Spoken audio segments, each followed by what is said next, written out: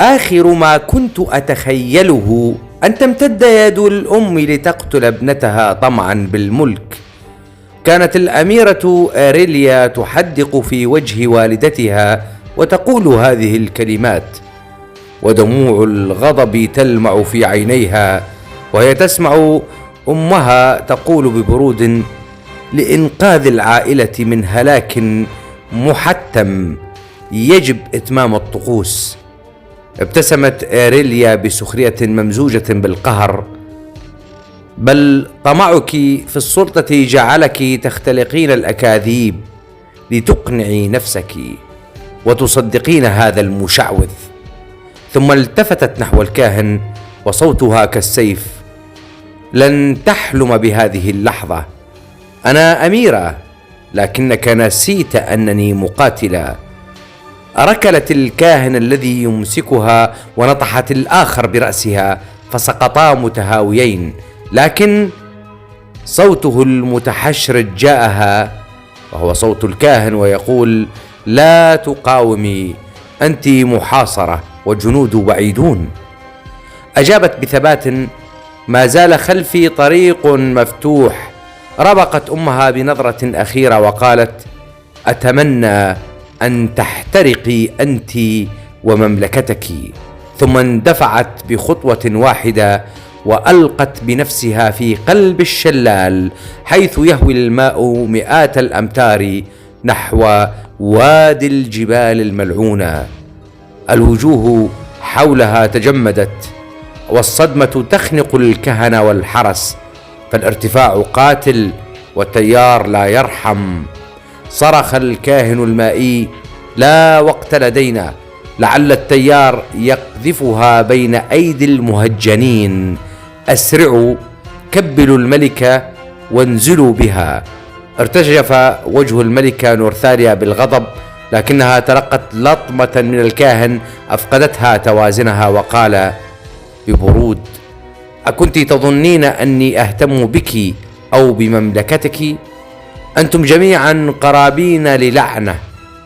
قيدت الملكة وأدخلت مع الكهنة ومع الكاهن الرئيسي فيغفار في صندوق خشبي كبير، وبدأ الحبل يصر وهو ينزلهم على السفح المبتل بجانب الشلال نحو الأرض المحرمة، الجبال الملعونة، حيث لا عودة.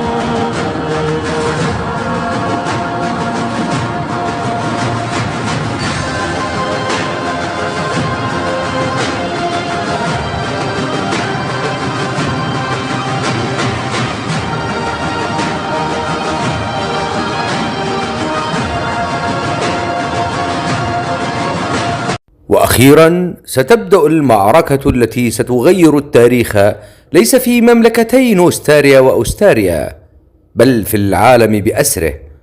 في السهول الفاصلة بين جبال الدرافيك وقلعة سجارن اصطف جيشان متكافئان في العدد، قوام كل منهما 75 ألف مقاتل، توزعت صفوفهم كأمواج سوداء تنتظر العاصفة. كل جيش انقسم إلى ميمنة وميسرة، كل منهما 20 ألف مقاتل، ومقدمة من 25 ألف مقاتل، ومؤخرة من 10,000 مقاتل. في مقدمة جيش نوستيريا وقف القائد الأسطوري زينوفون شامخا، عيناه تلمعان بخبرة السنين، عازما على أن يضع خلاصة عمره في هذه المعركة. وإلى جانبه أركايوس الذي أرسله لونر خصيصا لمساندة زينوفون، هادئ الملامح لكنه كالسيف قبل أن يخرج غمده. ويقابلهم في مقدمة جيش أوستاريا القائدان جيرالد وإيريك، وجنودهم يتأهبون للانقضاض. أما ميمنة نوستيريا فقد تمركز فيها لونر بنفسه، سيفه العريض يلمع في ضوء الشمس، وبجانبه ماليا الهمجية، ابتسامتها الجريئة لا تقل شراسة عن قبضتها. أمامه مباشرة تقف ميسرة أوستاريا بقيادة القائدين أوريس ودراغوس، وهما يحدقان في خصومهما بعينين جائعتين للنصر. وفي ميسرة نوستيريا اصطف القائد داريوس بتكتيكاته الهادئة وقوته الصلبة، وإلى جانبه القبضة الحديدية برغير يقبض على مطرقته كمن ينتظر لحظة الاصطدام. ومعهما جالدريك القمري الذي تسبق سمعته أي معركة يخوضها. يقابلهم على ميمنة أوستاريا 3 قادة هم سيروس، فيروندير، وثورين الذي كان قبل عدة أيام في شمال نوستيريا قبل أن يعود بعد أن استدعوه. أما مؤخرة جيش أوستاريا فقد جلس فيها الأميران توران وفلاد، وإلى جانبهما المخطط العسكري ألكساندرو، بعيدين عن وهج الدماء.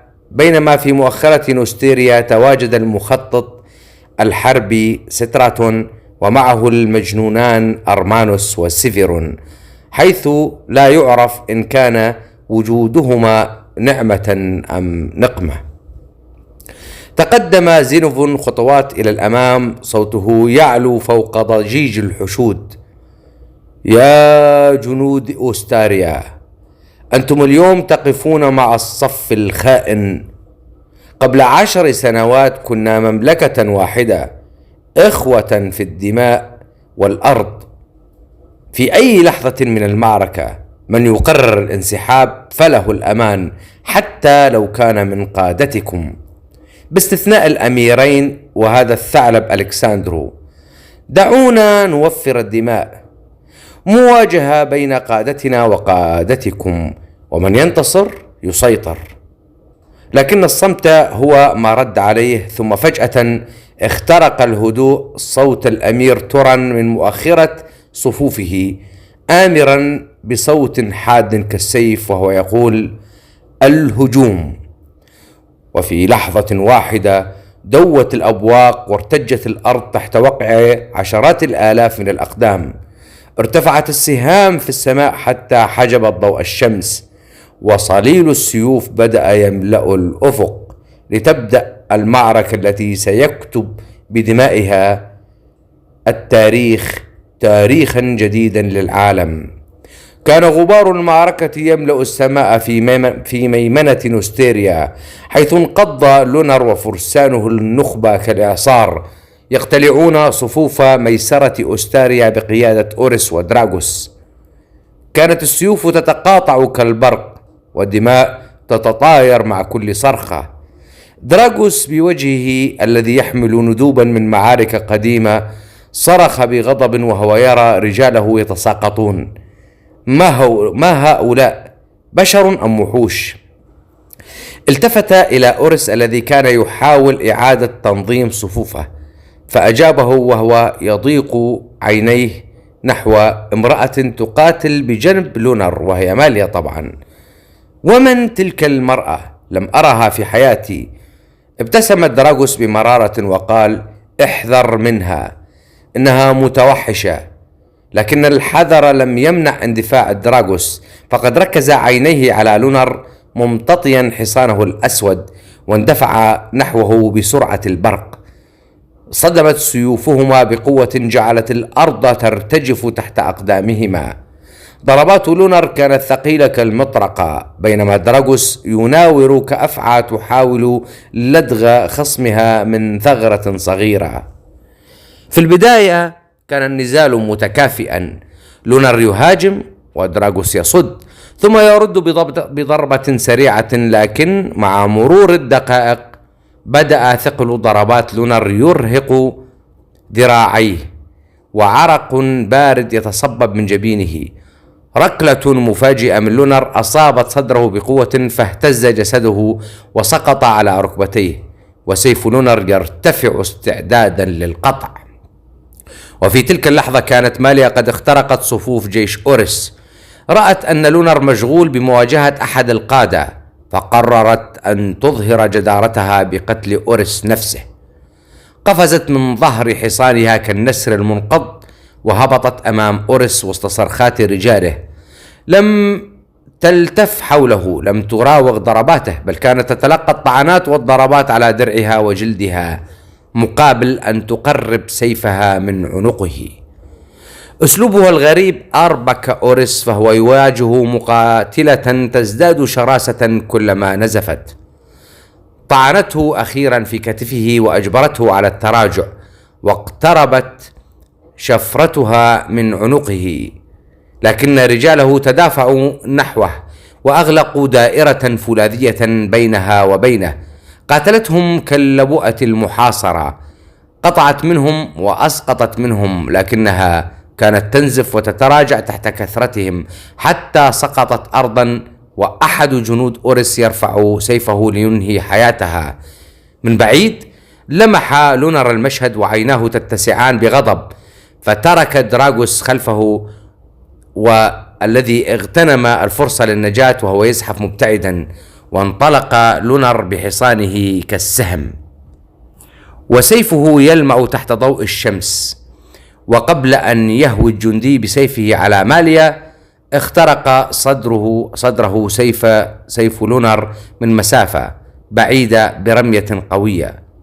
اقتحم الصفوف، سحب ماليا بيد واحدة وألقاها خلفه على صهوة الحصان، ثم شق طريقه بين جنود العدو وهو يتلقى السهام والطعنات. وصل إلى صفوفه وجنوده يحمونه، لكن الدماء التي تسيل من جراحهما كانت شاهدا على ثمن تلك اللحظة.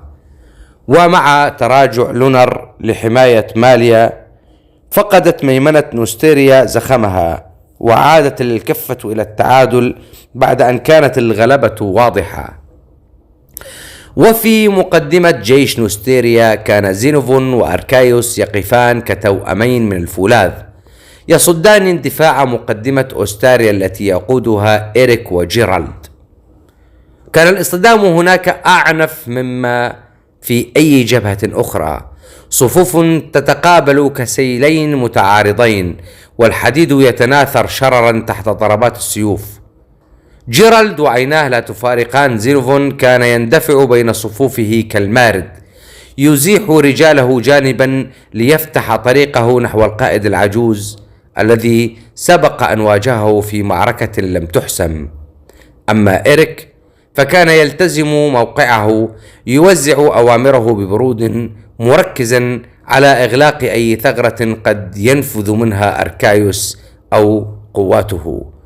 أركايوس بخبرته وهدوئه كان يقرأ أرض المعركة كلوحة شطرنج، يوجه بعض الفرق لاندفاع جانبي قصير ثم يأمرها بالتراجع السريع، مجبرا قوات إريك على إعادة التموضع مرارا. كان هدفه إنهاكهم لا سحقهم فورا، بينما يترك زينوفون يواجه خصمه وجها لوجه. حين التقى جيرالد بزينوفون كان الصدام كالبرق في ليلة عاصفة. سيف جيرالد العريض يضرب بقوة لفتح دفاعات خصمه، وزينوفون يرد بضربات دقيقة محسوبة، يصد بزاوية ثم يرد بخطوة إلى الأمام وضربة نحو الكتف، تليها حركة دوران لتخفيف الضغط. لكن رغم مهارته كان جسد زينوفون يحمل ثقل السنين ونفسه أقصر من خصمه. شيئا فشيئا بدأ جيرالد يضغط أكثر، يجره للخلف نحو قلب قواته. أركايوس كان يراقب المشهد وكلمات لونار تتردد في ذهنه: وضعتك معه لتحميه لا لتتركه يواجههم وحده. وبلمح البصر غير أركايوس توزيع قواته، وأمر فرقة بالاندفاع من الجانب الأيمن في حركة نصف دائرية، بينما تحرك هو مع مجموعة صغيرة من النخبة للالتفاف حول جيرالد من الجهة الأخرى. رأى جيرالد هذا التهديد الجانبي، وقرأ في عيون أركايوس النية لإطباق الكماشة عليه. لم يكن أمامه خيار سوى التراجع بخطوات محسوبة إلى الوراء، تاركا النزال قبل أن يغلق الطوق عليه. وبهذا تحولت المواجهة في المقدمة إلى حرب تكتيكات، مناوشات قصيرة واندفاعات محسوبة، دون أن يعود أي من القادة للاشتباك المباشر، بينما ظلت خطوط القتال تتأرجح دون حسم. أما في ميسرة جيش نوستيريا وقف القائد داريوس ومعه جالدريك القمري والقبضة الحديدية برغير، يواجهون ميمنة أستاريا التي يقودها الثلاثي الخطير سيروس، فيروندير، وثورين. كانت هذه الجبهة الأكثر حساسية في ساحة المعركة، فهي تجاوز سفح الجبل الذي يمثل السيطرة عليه مفتاحا قد يقلب موازين الحرب بأكملها. التقى سيروس بجالدريك في نزال كأنه من زمن الأساطير، فحتى الجنود أوقفوا سيوفهم واكتفوا بمراقبة هذا الاشتباك الفردي. سيف سيروس اللامع يندفع بضربات قاطعة وسريعة، يحاول اختراق دفاعات جالدريك، لكن الأخير كان كجدار من الفولاذ، يتلقى الضربات ثم يرد بهجمات مركزة نحو الرقبة والخاصرة، مستعينا برشاقة حركاته رغم ثقل درعه. مرة ينحني لتفادي ضربة، وأخرى يلف السيف حول سيف خصمه ليشعل شرر المعدن في الهواء. واستغرب سيروس من مهارته وقال وهو يلهث: من أنت؟ لم أسمع بك من قبل، ومع ذلك تقاتل كمحارب أسطوري. لكن جالدريك لم يجبه بكلمة، بل واصل القتال بعينين ثابتتين. أما ثورين فما إن لمح داريوس حتى اندفع نحوه صارخا: تعال لنكمل ما بدأناه في الشمال. لكن داريوس لم يتحرك، بل التفت بهدوء نحو برغير وقال بابتسامة واثقة: هذا هو المقاتل الذي أوصاك ستراتون بمواجهته، قوته في ذراعيه وليست في عقله. أره ماذا يعني أن تواجه القبضة الحديدية. اندفع برغير نحو ثورين كالصاعقة، بينما بقي داريوس يصد اندفاع فيروندير، ذلك القائد الماكر الذي يعتمد على التكتيك قبل القوة. بدأ جيش داريوس بالتراجع خطوة خطوة، وفيروندير يضغط للأمام بثقة حتى بلغوا نقطة اختارها داريوس بعناية. عندها تحركت الخطة: مخالب السلطعون. فرقتان من الجانبين أطبقتا فجأة على القوات المتقدمة لتقطعها عن باقي الجيش وتفنيها، لكن فيروندير ابتسم بخبث وصاح: تكتيك قرني الثور سيرد على خطتك. فانقسمت قواته المحاصرة إلى مجموعتين اندفعتا للخلف على شكل قوسين لتهاجما ذراعي السلطعون وتكسرهما. نجحت الخطة المعاكسة، ووجدت قوات داريوس نفسها محاصرة هي الأخرى. بذل داريوس جهدا مضاعفا لفك الطوق ونجح في النهاية، لكن نصف طليعة قواته كانت قد أبيدت. أما مواجهة برغير مع ثورين فكانت أشبه بصراع الفيلة. ضربة واحدة من سيف ثورين أسقطت برغير من على حصانه، فنهض العملاق محاولا الصد، لكن ضغط ثورين الهائل دفع سيفه بعيدا وأصاب كتفه بجرح عميق. نظر برغير لحصانه وقال غاضبا: كله بسببك، لو سمحوا لي أن أركب دبي لاحتمل وزني أفضل منك. اندفع ثورين قائلا بسخرية: داريوس وضعك أضحية بدلا عنه. لكن برغير اكتفى بالزئير وألقى السيف أرضا، وانتزع مطرقته الضخمة من ظهره. ضربة واحدة على درع ثورين حطمته وقذفت القائد الأستاري في الهواء كأنه حجر صغير. جن جنون برغير وبدأ يطحن صفوف جيش ثورين بلا رحمة، دافعا بقواته حتى باتوا على مشارف سفح الجبل. لكن فجأة أمطرتهم السهام من فوق، حيث كان الرماة الأستاريون قد تمركزوا على السفح وأصبحوا يضربون جيش نوستيريا من موقع مرتفع لا يمكن الوصول إليه. سقط العشرات، واضطر برغير ومعه الميسرة بأكملها للتراجع وسط وابل السهام لينتهي اليوم الأول من القتال مع غروب الشمس، والجيشان يعسكران على مقربة مترقبين اليوم التالي الذي قد يحسم مصير الحرب. وفي ليلة اليوم الأول في خيمة لونر جلس لونر أمام ماليا وصوته حاد لا يلين، وهو يقول لها: لولا تهورك والمأزق الذي وضعتني فيه لكان رأس أحد قادتهم بين يدي. ما زلت تتصرفين كهمجية غابة، أنت الآن قائدة في جيش منظم، فتصرفي كقائدة. سكتت ماليا، والشرر في عينيها يخبو شيئا فشيئا تحت وطأة كلماته. أما في خيمة داريوس كان داريوس وجالدريك وبرغير جلوس حول خارطة مغروسة بالدبابيس، حديثهم مقتضب وحاد. سلبيات اليوم الأول واضحة: السفح تحت سيطرتهم، ورماة القمة كسروا اندفاعنا. نستوعب الضربة ثم نعيدها أقسى، لا وعود براقة، فقط تثبيت الثغرات وتعهد بسدها عند الفجر. أما خارج خيمة القيادة انفرج ستار الخيمة وخرج ستراتون بعد اجتماع مع زينوفون وسيفرون وأرمانوس، فوجد أركايوس بانتظاره في العتمة. قال أركايوس بهدوء حازم: القائد زينوفون لن يكمل قتال يوم كامل، وقد كان على شفا حفرة من الموت اليوم، يجب أن يتراجع للخلف، حياته أهم. أجابه ستراتون بنبرة العارف: أتظن أني لم ألحظ؟ لكنه عنيد ولا يرضى أن يبدو ضعيفا أمام جيشه. تبادل الرجلان نظرة صامتة مفادها: غدا نؤمن ظهر العجوز ولو رغما عنه. وفي صباح اليوم التالي مع أول ضوء انطلقت ميمنة نوستيريا كالسيل بقيادة لونر وماليا. هدفها واضح: قطع رأس الأفعى في ميسرة أستاريا. تقافزت الرايات وانشق الغبار عن مبارزة ينتظرها الجميع. ماليا ضد أوريس. افتتحت ماليا بهجمة مائلة على الكتف، فصد أوريس بحد سيفه وأدار المعصم ليرد بطعنة مستقيمة نحو الصدر، فانخفضت هي نصف قامة فمر الحديد من فوق ظهرها.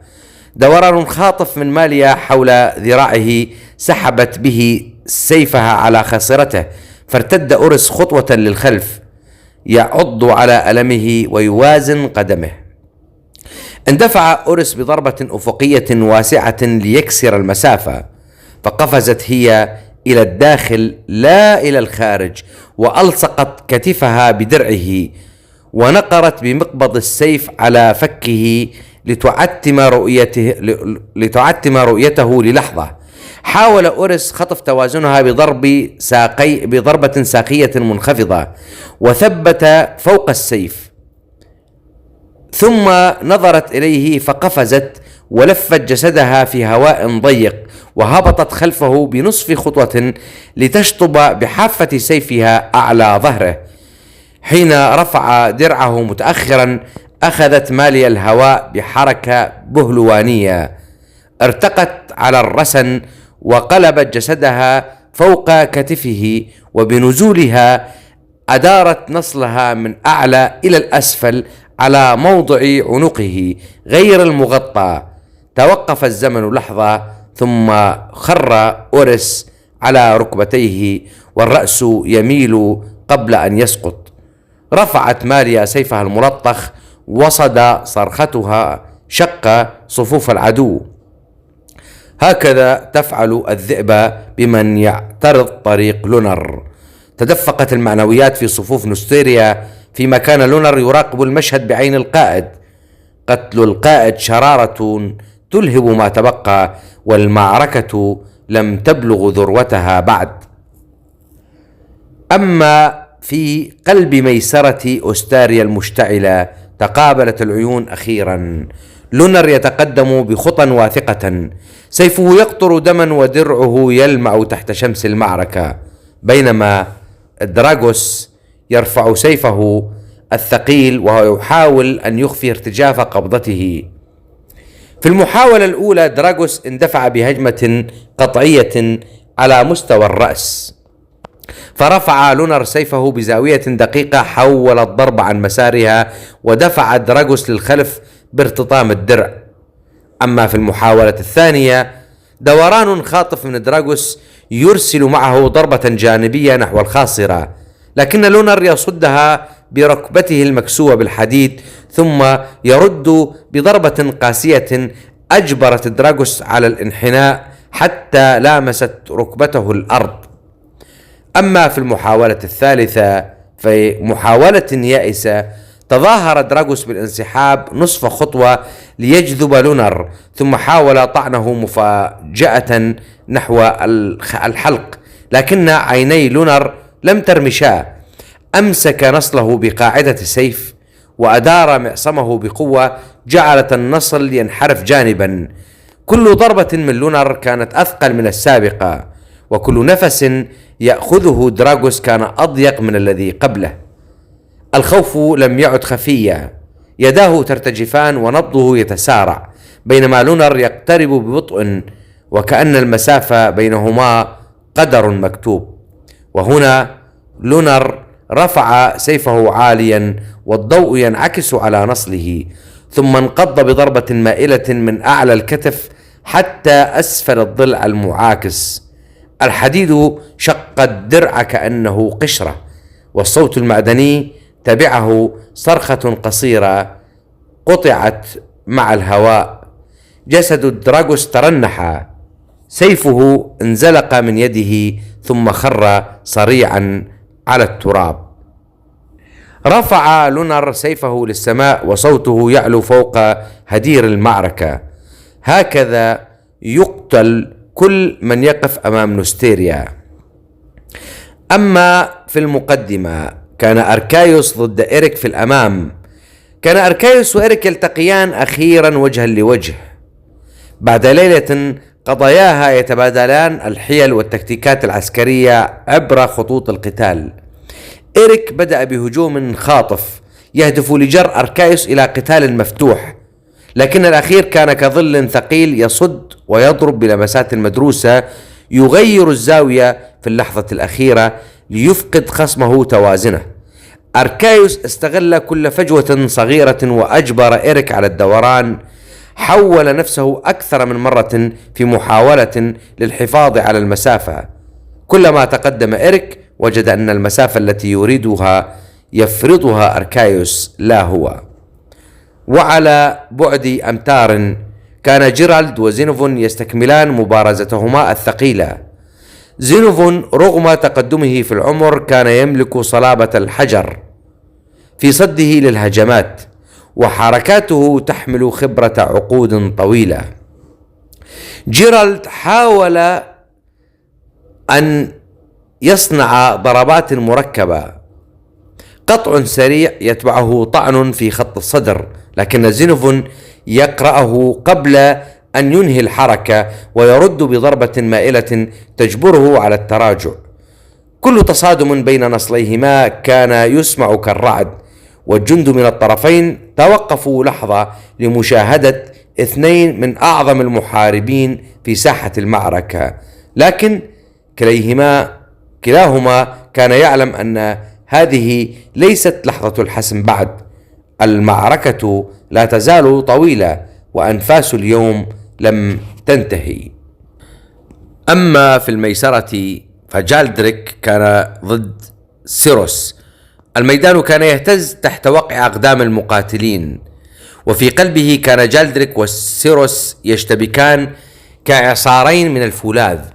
سيروس بدأ النزال باندفاع سريع، ضربات متتالية نحو الأطراف لشل حركة جالدريك، لكن الأخير كان كالجدار الصخري يصد الضربات بدرعه القمري ويعيد الهجوم بقطع مائل يهدد كتف خصمه. عدة دقائق من التعادل كأنهما مرآتان تعكسان قوة بعضهما البعض، حتى قرر جالدريك أن يظهر معدنه الحقيقي. صرخة عميقة خرجت من صدره وانقض كسهم يوجه سلسلة من الضربات المتسارعة، كل واحدة أثقل من سابقتها، حتى تمزق درع سيروس وانكشف كتفه. وبضربة نهائية أفقية شطر جالدريك صدر خصمه، فانهار سيروس على الأرض وسيفه يتدحرج مبتعدا، ودماؤه ترسم خطا على التراب. أما داريوس فكان يقاتل ضد فيروندير، ولكن بصراع العقول. على بعد أمتار كان داريوس وفيروندير يخوضان مواجهة من نوع آخر. فيروندير المعروف بذكائه التكتيكي كان يحاول جره إلى فخوخ جانبية، يرسل وحدات صغيرة لتطويق الأجنحة بينما يضغط من المنتصف، لكن داريوس كقائد متمرس كان يرد بخطوط مرنة، يفتح الثغرات ليجذب وحدات فيروندير ثم يغلقها فجأة بفرق احتياطية ليحاصرها مؤقتا قبل أن ينسحب.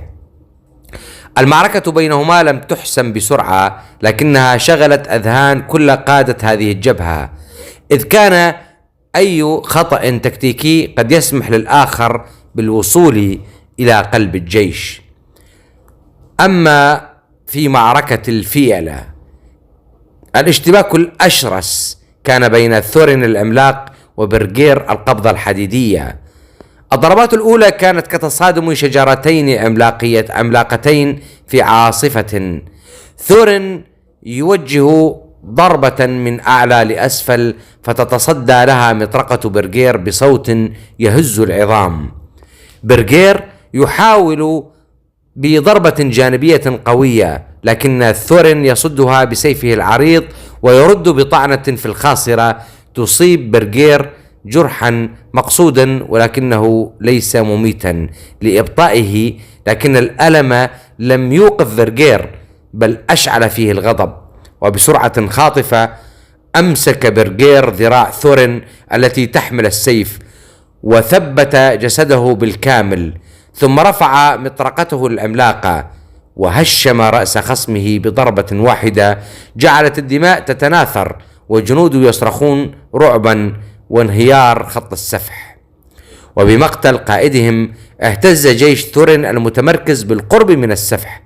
برغير لم يضيع الفرصة، لم يضيعها أبدا، واندفع كالعاصفة يسحق الصفوف الأمامية بمطرقته ويدفعهم للتراجع خطوة بعد خطوة، حتى صار على بعد أمتار قليلة من السفح نفسه. عندها في الخطوط الخلفية كان سترات يراقب المشهد بعين الصياد الذي شم رائحة الدم. التفت إلى سيفيرون وأرمانوس وقال بصوت حاد: هذه فرصتنا، لقد انفتح الطريق، السفح أمامكم، اقتربوا منه قبل أن يعيدوا تنظيم صفوفهم ونفذوا خطتكما. وتحت أصوات القتال وضجيج السيوف تقدمت فرقة صغيرة بقيادة أرمانوس وسيفيرون تدفع عربات خشبية صغيرة مغلقة من الأعلى وكأنها صناديق أسرار تتحرك على عجلات.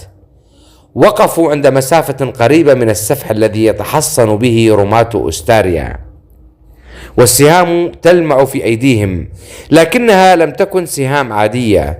كل سهم كان مثبتا على رأسه كيس مطاطي مشدود بأحكام يخفي بداخله سائل غامض يلمع بلزوجة شريرة. أعطى سيفيرون الإشارة الأولى وانطلقت وابل من السهام نحو المنحدر الصخري، وعندما ترتطم بالأرض تمزق الأكياس تحت حدة الرؤوس المعدنية للسهام، فتنسكب المادة الزيتية الكثيفة وتتسلل بين الحجارة وتغمر مساحة واسعة. ابتسم أرمانوس ابتسامة النصر المبكر، لكن سأل بسخرية: جميل، ولكن كيف ستحترق بدون أخشاب؟ التفت إليه سيفيرون وعيناه تلمعان بخبث وقال: أضفت لها مادة راتنجية مستخلصة من أشجار معينة ستشتعل حتى لو كانت على صخور مبللة. وأعطى الإشارة الثانية، فانطلقت السهام المشتعلة لتسقط وسط البقعة الزيتية، وفي لحظة تحولت المنحدرات إلى ألسنة لهب تلتهم الرماة. صرخات أستاريا مزقتها النيران، ومن بقي حيا هرب مذعورا تاركا السفح خاليا. ابتسم سيفيرون بخفة وقال: الطريق مفتوح، انطلقوا واحتلوا السفح. تردد أرمانوس وهو ينظر للنيران المشتعلة والحرائق. أجابه سيفيرون ببرود وقال: وقودها مؤقت، لا جذوع ولا أعشاب هنا، دقائق وستنطفئ، لكن أثرها سيبقى في قلوبهم. وبالفعل انطفأت النيران سريعا لينقض جنود نوستيريا على السفح ويثبتوا أقدامهم عليه، فيما ميمنة أستاريا تتداعى بعد أن فقدت 2 من قادتها. فاقترب سيفيرون من العربات وربت على أحد الألواح قائلا: ادفعوها للأعلى، ستكون قاعدتنا الجديدة. اعترض أرمانوس وقال: لكن العربات مليئة بزيتك، لو أصابوها بنار ستنفجر بنا. ضحك سيفيرون وهو يربت على كتفه وقال: لقد طليتها بمادة تمنع الاشتعال، حتى النار ستخجل من لمسها. ومع اندفاعهم للأعلى كان السفح يتحول من حصن أستاري إلى معقل نستيري في غضون دقائق. في لحظة انقلبت موازين الجبهة بأكملها. اندفع لونر وماليا كالسيف الجارف بعد أن سقط قادة ميسرة العدو، لكن جنود أستاريا هناك استماتوا في الدفاع، مدركين أن لو اخترق لونر صفوفهم سيلتف حول المؤخرة ويهوي بسيفه على الأمراء. وفي تلك اللحظة لمح زينوفون الموقف بعين القائد المخضرم، فغير مساره فجأة تاركا مقدمة المعركة، واندفع بقوته الكاملة نحو ميسرة أستاريا يضرب صفوفها كالإعصار ليزيد الضغط عليها. بدأت الخطوط الأستارية تضعف تحت وقع الضربات، لكنها ما زالت تتشبث بالأرض. وفجأة شق زينوفون الصفوف بنفسه، ألقى خوذته على الأرض وصرخ بصوت دوى فوق هدير المعركة: هيا أيها الأوغاد، ألن يجرؤ أحدكم على مواجهة قائد نوستيريا، أم أنكم ترتجفون من مجرد اسمي؟ تجمدت اللحظة، ثم اندفع معظم رجال الميسرة نحوه دفعة واحدة، كل واحد منهم يتخيل أن يده هي التي ستحمل رأس القائد الأسطوري. لكن هذا الاندفاع الأعمى كان ما ينتظره لونر، إذ وجد الميمنة أمامه مفتوحة كالجرح النازف، فاخترقها بلا رحمة، منطلقا كسهم من الموت نحو الأميرين توران وفلاد.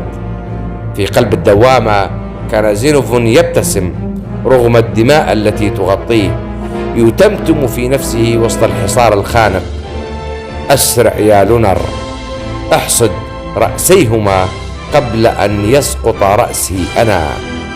صوت السيوف يتعالى والأرض تهتز تحت وقع الخطوات، واللحظة الأخيرة التي ستقرر مصير المملكتين على وشك أن تحل. وإلى هنا تنتهي أحداث هذا الفصل، لنعلم في الفصل القادم ما نهاية هذه المعركة.